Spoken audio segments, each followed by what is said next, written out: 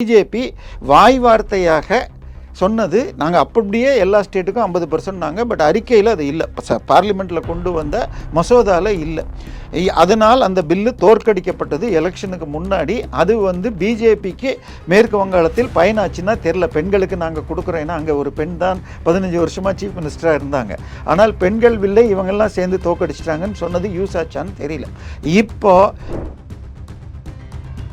Shortage இருக்கிறது 23 MLA MP திமுக இருக்குது. So திமுகவிற்கு நாங்கள் இந்த 50% ஏற்றுறோன்னு சொல்லிட்டா மொத்தத்தில் இந்தியாவில் இருக்கிற 534 இப்போ 7%, இப்போ 854 நாளானாலும் 7%. இதனால் இந்த கொள்கைகளின் அடிப்படையில் இஷ்யூ பேஸ்டாக சப்போர்ட் கொடுக்குறோம் அப்படின்னு ஏற்கனவே இந்திய கூட்டணியோடு நாங்கள் உட்கார மாட்டோம்னு சொல்லிட்டு ராகுல் காந்திக்கு அடுத்து கனிமொழி உட்கார்ந்த இடத்துலேருந்து இப்போ தனியாக பெஞ்சு கேட்டு அடுத்த மாதம் நடக்க இருக்கிற பாராளுமன்றத்தில் தனியாக உட்கார போகிறாங்க. 2 பேருடைய ஃபோட்டோவும் போட்டு ராகுல் எங்களுக்கு செய்த துரோகம்ங்கிற மாதிரி, ராகுல் செய்த துரோகம் அப்படின்னு ஹிந்தியில் போஸ்ட் அடிச்செல்லாம் ஒட்டியிருக்காங்க. ஸோ பிரிவும் தெளிவாயிடுச்சு. இப்போ இவர்களுக்கு பாஜக காங்கிரஸ் இல்லாமல் கம்யூனிஸ்டுகளும் வெளியில் போய் விசிகாவும் போச்சுன்னு வச்சுக்கோங்க. ஸோ திமுக கூட்டணி இல்லாமல் ஒரு தேர்தலை கூட வென்றதில்லை. 2014 பாராளுமன்ற தேர்தலில் திமுக கூட்டணிக்கு முயல்கிறதான் என் பார்வை இருந்தது. பட் அதை விட இப்போ கனிமொழியோட அமித்ஷாவுக்கு நட்பு உண்டுன்னு சொல்லுவாங்க. ஏன்னா இப்போ உங்களுக்கு தூத்துக்குடியில் சென்ற முறை அவரை எதிர்த்து பாஜக நிற்காமல் தமாக நிற்க வச்சது. தூத்துக்குடி சட்டமன்ற தொகுதியில் 2வது இடத்தில் நாம் தமிழர் வந்துச்சு. பட் இந்த முறை கீதா தாவேக ஆட்சி தங்கள் மீது வழக்கு போட்டால் தங்களுக்கு கொஞ்சம் பாதுகாப்பு இருக்கும். கருணாநிதியை அரெஸ்ட் பண்ணப்போ கூட மத்திய அமைச்சராக அப்போ முரசொலி மாறன்லாம் இருந்து ஏதோ கொஞ்சம் ட்ரை பண்ணாங்க. அந்த மாதிரி ஒரு நட்பு இருக்கிறது நல்லதுங்கிறதுனால திமுகவும் வெளியில் இருந்துட்டு இஷ்யூ பேஸ்டு சப்போர்ட்னு கொடுப்பாங்கன்னு இருக்குது. ஆனால் காங்கிரஸ் போன்ற எதிர்கட்சிகள் நம்மளால் பிரச்சாரம் பண்ண முடியல. சரி, மீடியாவை வச்சுக்கிட்டு மோடி போய் பேசினார்னா வருது, நமக்கு அந்த இல்லைன்னு. பட் தாவேகா இது திமுக போன்ற கட்சிகள் இப்போ இதையும்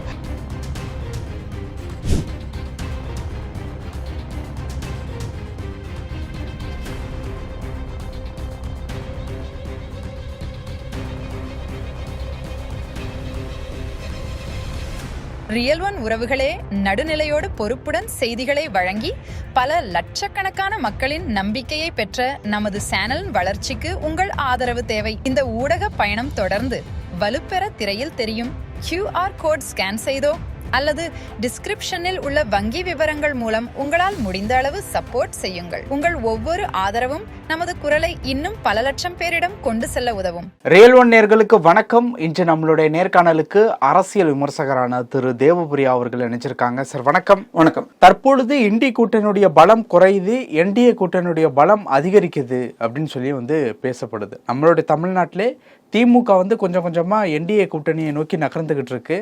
மேற்கு வங்கத்தை பார்த்தீங்க அப்படின்னா திரிணாமுல் காங்கிரஸினுடைய அதிருப்தி அணி, அந்த விஷயம் கொஞ்சம் கொஞ்சமாக என்டிஏ கூட்டணியை நோக்கி நகர்ந்துக்கிட்டு இருக்கு. இந்த அதிருப்தி அணியை பாஜக நல்லா பயன்படுத்திக்கிறாங்க அப்படிங்கிற மாதிரியான விஷயங்களும் சொல்லப்படுது. அப்படிங்கிற பட்சத்தில் தமிழ்நாட்டில் திமுக என்டிஏ கூட்டணியை நோக்கி நகர்ந்துக்கிட்டு இருக்கா அப்படிங்கிற ஒரு கேள்வி நாளுக்கு நாள் ரொம்ப ஸ்ட்ராங்காகிட்டு இருக்கு. எல்லாத்தையும் வச்சு பார்க்கும்போது 29க்கு இன்னும் 3 வருஷம் இருக்குது. இப்போவே பார்லிமெண்ட் எலெக்ஷனுக்கு உண்டான வேலைகளை ஸ்டார்ட் பண்ணிட்டாங்களா அப்படிங்கிற ஒரு கேள்வியும் வருது. எப்படி பார்க்குறது இந்த விஷயத்தை? இல்லை, பார்லிமெண்ட் எலெக்ஷனுக்கெல்லாம் போகல. பட் பிஜேபியுடைய திட்டத்தில் ஒன்று இந்த தேர்தலுக்கு முன்னாடி, அதாவது 5 தமிழ்நாடு தேர்தல் அந்த நேரத்தில் 5 மாநில தேர்தல் இருந்த சமயத்திலேயே உங்களுக்கு பெண்கள் ரிசர்வேஷன் மற்றும் டீலிமிட்டேஷனுங்கிறத கொண்டு வந்தாங்க. அதாவது இப்போ இருக்கிற 534 சீட்டை நாங்கள் அதிகப்படுத்த போகிறோம், தமிழ்நாட்டுக்கு குறையும்லாம் பரப்புனாங்க. ஸோ அதனால் பெண்களுக்கு 3ல் 1 பங்கு சீட்டு கொடுக்கணும் அப்படிங்கிறது முன்னால் போட்ட சீட்டு. இப்போ 534ல் 3ல் 1 பங்குன்னா கிட்டத்தட்ட 180 சீட்டு போகும். எல்லா கட்சிக்கும் சிக்கல் வருங்கிறதுனால இப்போ 534 850 ஆக்கிட்டு அதில் 3ல் 1 பங்கு பண்ணலாம் அப்படிங்கிற ஒரு ஐடியா புதிய பார்லிமெண்ட்லேயும் கிட்டத்தட்ட 1000 பேர் உட்கார்ற அளவுக்கு சீட்டும் பண்ணியிருக்காங்க. ஸோ இது எல்லாத்தையும் பிளான் பண்ணி சொன்னப்போ, பட் அந்த தீர்மானம் கொண்டு வந்தப்போ அதில் அப்படியே 50% சொல்ல. இப்போ ஒரிஜினலாக அம்பேத்கர் சட்டப்படி அப்படின்னா 10 வருஷத்துக்கு ஒரு தடவை பாப்புலேஷனுக்கு ஏற்ற மாதிரி சீட்டு மாறணும். 10 லட்சத்துக்கு ஒரு எம்பி. இப்போ தமிழ்நாட்டில் 5,70,70,000 பேர்னு சொன்னீங்கன்னா உங்களுக்கு 57 சீட்டு வரும். இதே 23 கோடி இருக்கிற உத்தரப்பிரதேசத்துக்கு 230 ஆகிடும். இப்போ 81லேருந்து 230 ஆகுது, எனக்கு கம்மியாகுது. இப்போ இப்படி பண்ணால் சவுத்தில் இருக்கிறது 100 140 தான் ஆகும். வேற நார்த்தில் ஜாச்சுனால இப்போவே கடந்த 3 தேர்தலாக தமிழ்நாட்டிலேருந்து 1-2 எம்பி கூட இல்லாமல் மத்தியில் ஆட்சி அமைக்க முடியுது. ஸோ இதில் தென்னாட்டுக்கு பாதிப்புன்னு வந்தது தான் பிஜேபி வாய் வார்த்தையாக சொன்னது. நாங்கள் அப்படியே எல்லா ஸ்டேட்டுக்கும் 50% நாங்கள், பட் அறிக்கையில் அது இல்லை, பார்லிமெண்ட்டில் கொண்டு வந்த மசோதாவில் இல்லை. அதனால் அந்த பில்லு தோற்கடிக்கப்பட்டது எலெக்ஷனுக்கு முன்னாடி. அது பிஜேபிக்கு மேற்கு வங்காளத்தில் பயனாச்சுன்னா தெரில. பெண்களுக்கு நாங்கள் கொடுக்குறோம், ஏன்னா அங்கே ஒரு பெண் தான் 15 வருஷமாக சீஃப் மினிஸ்டராக இருந்தாங்க. ஆனால் பெண்கள் பில்லை இவங்கெல்லாம் சேர்ந்து தோற்கடிச்சிட்டாங்கன்னு சொன்னது யூஸ் ஆச்சான்னு தெரியல. இப்போ இந்த பில்லையும் டீலிமிட்டேஷனையும் கொண்டு வரணும்னு திட்டம் போடுறாங்க. இப்போ மேற்கு வங்காளத்தின் தோல்விக்கு பின்னால் போன முறை 210 எம்எல்ஏ இருந்த திரிணாமுல் காங்கிரஸ் இப்போ வெறும் 78க்கு வந்துருச்சு. அதில் 60 பேர் நாங்கள் தலைமையை ஏற்றுக்காமல் தனியாக நிற்கிறேன்ட்டாங்க. அதே மாதிரி அவங்களுக்கு 29 எம்பி என்னமோ இருக்காங்க. ஒரு 20 எம்பி 3/2 பங்கு ஒட்டி அவங்க தனியாக பிஜேபிக்கு சப்போர்ட் வர மாதிரி வராங்க. ஸோ இப்படி பண்ணிட்டு அதே மாதிரி மகாராஷ்டிராத்தில் சரத்பவாருடைய அவங்களும் பிஜேபிக்கு சப்போர்ட்டாக வராங்க.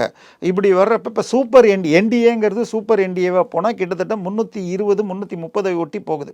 360 வந்துருச்சுன்னா உங்களுக்கு 1/3 பங்கு கிட்ட வந்துடும். 356 என்னமோ வந்தா.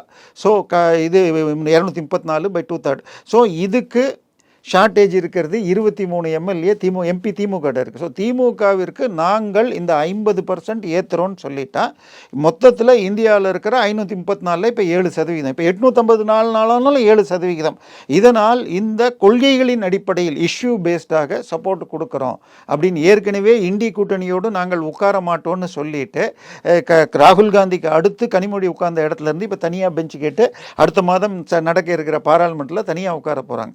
ஸோ பார்லிமெண்ட்டில். ஸோ இப்போ நேற்றுக்கு டெல்லியில் இண்டி கூட்டணி கூட்டத்தில் கலந்து கொள்ளவில்லை. அத்தோடு டெல்லியில் அந்த கூட்டம் நடக்கிற ரோடில் திமுக சார்பாக ஸ்டாலின், உதயநிதி 2 பேருடைய ஃபோட்டோவும் போட்டு ராகுல் எங்களுக்கு செய்த துரோகம்ங்கிற மாதிரி, ராகுல் செய்த துரோகம் அப்படின்னு ஹிந்தியில் போஸ்ட் அடிச்செல்லாம் ஒட்டியிருக்காங்க. ஸோ பிரிவும் தெளிவாயிடுச்சு.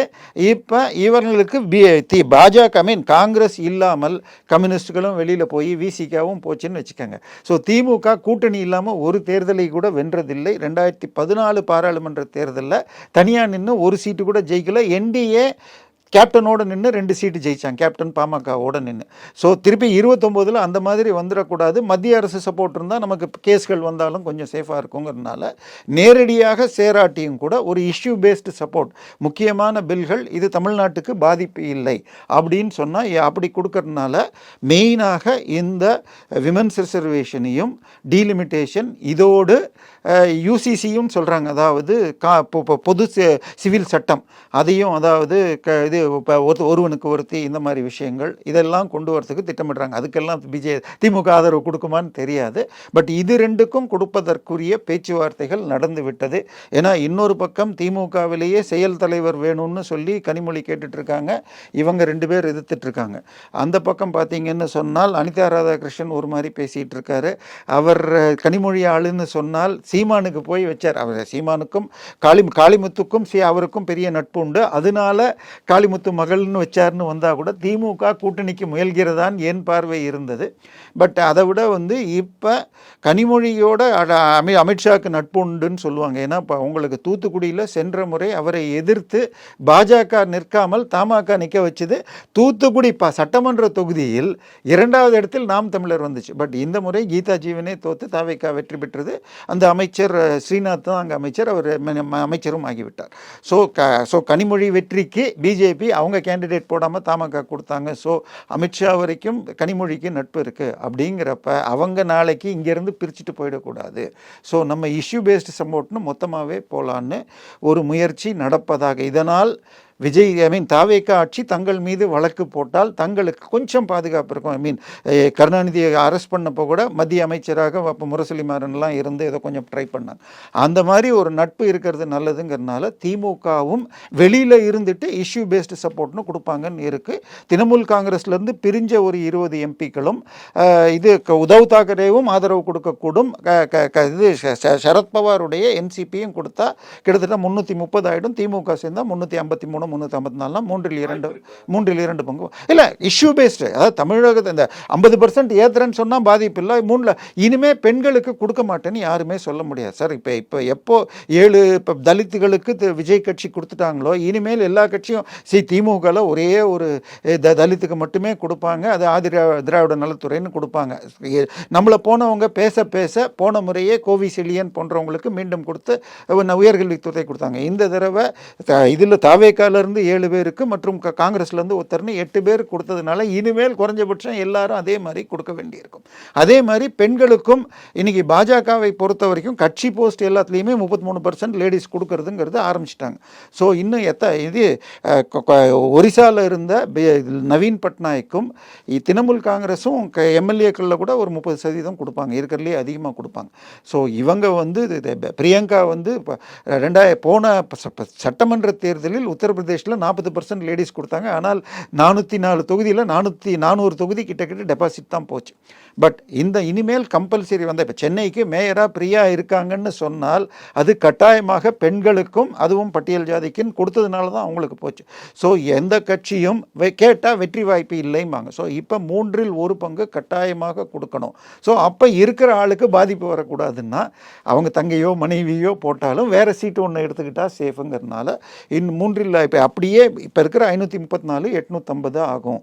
இல்லை 1/3 பங்குன்னா 700. அப்படியே இப்போ தமிழ்நாட்டுக்கு 39ன்னா இன்னொரு 13, ஆந்திராவுக்கு 29ன்னா இன்னொரு 9, அப்படி அந்த மாதிரி சேர்க்குறேன்னா பாதிப்பு கிடையாது, மொத்த ரேஷியோ பாதிக்காது.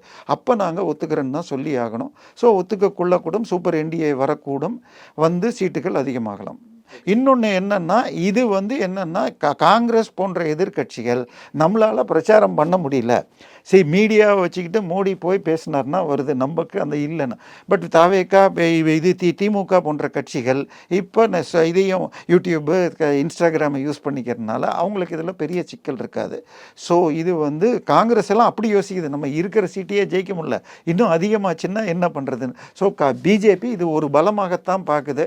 ஸோ கட்டாயமாக கொண்டு வரக்கூடும். வருகின்ற 17ஆம் தேதி பாராளுமன்றம் கூடுகிறது. அதில் மீண்டும் டீலிமிட்டேஷனையும் பெண்கள் ரிசர்வேஷனையும் கொண்டு வருவாங்கன்னு எதிர்பார்க்க. பல விஷயங்கள் பேசியிருக்கோம். நன்றி. உங்கள் பிசினஸ் இன்னும் அதிக மக்களை சென்றடைய வேண்டுமா? இன்றைய டிஜிட்டல் உலகில் சரியான ப்ரமோஷன் தான் வெற்றியின் முதல் படி. தமிழகம் முழுவதும் பல லட்சக்கணக்கான பார்வையாளர்களை தினமும் சென்றடையும் ரியல் ஒன் யூடியூப் சேனல்களில் உங்கள் பிசினஸ் இனி எல்லோரும் அறியட்டும். குறைந்த செலவில் அதிக ரீச். உங்கள் பிராண்டுக்கு நம்பிக்கையும் வளர்ச்சியும் சேர்க்க இன்றே எங்களை தொடர்பு கொள்ளுங்கள். 928 00 876164.